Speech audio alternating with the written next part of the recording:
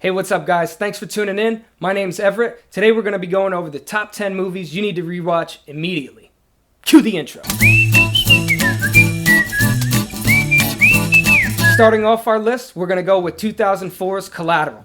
So when we're going over Collateral, what we're looking at is Michael Mann's style in this, which is present the entire film. He's got a beautiful cinematography going. He uses the whole city of Los Angeles as a backdrop for his characters. It's got a great cast. We got Tom Cruise, Jamie Foxx, Jada Pinkett Smith, and even a young Mark Ruffalo, 8 years before he ever starred as Bruce Banner. Number 9 on the list, 2011's The Grey, starring my man, Liam Neeson. Directed by Joe Carnahan, I feel like this movie gets a lot of hate, mainly because if you've seen it, you know that in the trailer there was a big segment for where Liam Neeson fought this wolf. There was actually another title floating around where it was called Wolf Fight. And a lot of people felt, they kind of felt shorted. Because at the very end of the film, Liam Neeson tapes these bottles on his hand and breaks them, and the movie cuts. And the director, Joe, even said in an interview, he was like, I understand people feel shorted, but the movie was kind of at its emotional peak, and doing a CGI wolf fight with Liam Neeson would have kind of felt underwhelming. I am one of the few that agree. I think the movie ended at a perfect time. It's a beautiful story of heroism, and honestly, for anybody that's impressed by film production, these guys were out in British Columbia in at least negative 20-degree weather, and all of that stuff is practical. There's not too many CG effects of the storms. That's real snow. They're really out there freezing. This movie deserves a lot of respect, and I tip my hat to it. Number 8, probably one of the best horror movies to come out in the last 30 years. I know it's your favorite. 1996's Scream. Yeah, it is a brilliant screenplay written by Kevin Williamson. It's actually the first screenplay he did. It's got probably one of the best serial killers to come out into the horror genre since, I don't know, Leatherface, anyone you want to throw out there. Jigsaw never killed anybody, that's why he's not on the list. And also what makes this film really interesting, other than the fact that the cast is stacked. It's got a good 90s vibe to it. This is one of the few franchises where the original director was in it for the full ride. Wes Craven directed every Scream up until his death on August 30th, 2015. This one's for you, Wes. Rest in peace. Number 7 on the list. It's based on a book from 1959 by Robert A. Heinlein, and it involves some good-looking kids from Buenos Aires fighting arachnids in outer space. And Neil Patrick Harris has telekinesis. Would you like to know more? I'm talking about 1997 Starship Troopers.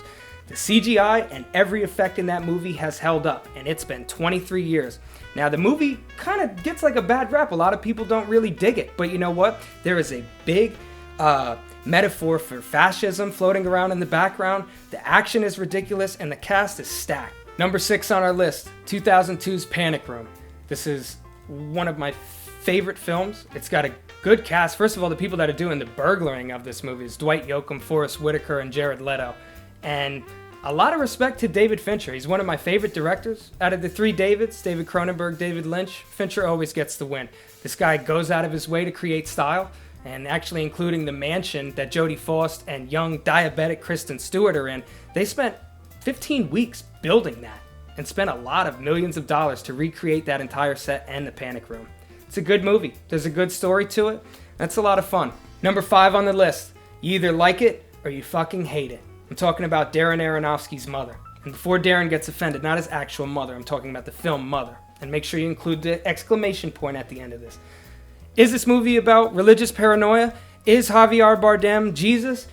A lot of people hated Jennifer Lawrence's performance in that. That's fine. I'm not going to argue what the film is about, but I'm going to say from a filmmaking standpoint, the production design of this movie is ridiculous. Before I saw it, I had a friend tell me, he's like, I've never seen anything like it, and I don't know if that's a good thing or a bad thing. And I fully agree. I don't know how the fuck they made that movie, but it's worth a watch. It deserves some recognition, regardless of who's Jesus or not in that house. Number 4 on our list.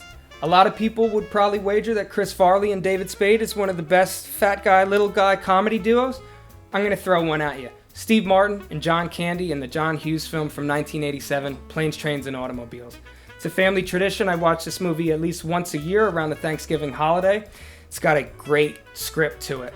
And it's an R-rated comedy, but there's actually a lot of heart to it. And no spoilers or spoiler alert, I'm going to tell you, it's one of the few films that I cry during. It's a beautiful movie. Number 3 on our list, 2005's The Protector. I will say this, when I first saw this movie, full hat off to Tony Jaa. The fact that he uses no wires, no stunt doubles, awesome. The fact that they spent 5 takes, days and days on filming a 4-minute sequence of him running up a spiral staircase and knocking the shit out of everybody, awesome. He also kicks out a light bulb like 13 feet in the air doing a backflip. But if there's anything that I really liked about this movie, it's in the opening few minutes when he's walking through an airport and he bumps into somebody and they both go like this. The other guy's Jackie Chan. And it's a little nod to show respect to another master of the Kung Fu arts. I fully respect Tony Jaa. I love this fucking movie. It is worth every minute. Number 2 on the list, this is an all-time Christmas classic, and I'm not talking about The Grinch. I'm talking about 1984 Joe Dante film Gremlins. People would argue this isn't a Christmas movie. You're wrong. Stop watching the show. Go away. This is a great family movie. It's kind of a horror movie. There's kind of an analogy for overseas parts, Gremlins. And you know what? I could rewatch this movie any time of year. And the movie probably wouldn't be what it is if it wasn't for executive producer Steven Spielberg at the time. He insisted on telling director Joe Dante to make Gizmo in the film the entire time. Originally, it was supposed to be that Gizmo becomes Stripe, the evil gremlin, and then it's versus him the entire time. But Spielberg was smart, and he said that kids are going to want to see the movie because he's cute and cuddly the whole time. They rewrote the script, and they kept it to where Gizmo turns into some gremlins, and then they kind of fight him. Which is why at the end, you could see that Gizmo actually kills the evil gremlin, not the main character, not the human guy. The puppet kills the other puppet. And guys, before we get to our number 1 on the list, I was going over some notes, and it says here that only 55% of our viewers are subscribed to our channel. So, yeah, I'm going to need you to subscribe, okay? And finally, here we are at the end of the list. I never thought we'd make it. God, I'm exhausted. Our number 1 movie that you gotta rewatch, 2000's Memento. Directed by Christopher Nolan. It's actually based on a short story by his brother Jonathan called Memento Mori. This is a fantastic film. The main reason I think that it should be rewatched is the entire film is non-chronological. Half of it's black and white, half of it's in color. It's all kind of jumbled. What the hell is happening in here? Is that Joey Pantalones? I don't even know. But yes, this movie is 100% worth your time. I would say it's the best thing Guy Pearce has done or will ever do. Trinity from The Matrix is in it. It earned an Oscar for Best Screenplay in 2002 Academy Awards. Why does nobody watch it? Probably because it's in black and white. That's their loss. You guys, you and me, we're going to rewatch it. That's the end of the list. As always, you guys can click down in the comments. Tell me if I'm wrong. Tell me if I'm right. That's who I want to hear from. But as always, we can argue about this. That's the love of film. That's why we're here. That's what we're talking about. And guys, if you aren't following our Instagram, I'm going to leave the link down here. Be sure to follow that because we're going to be posting a lot of things. We want to hear from you, the viewers. What's the next top 10 that we should review?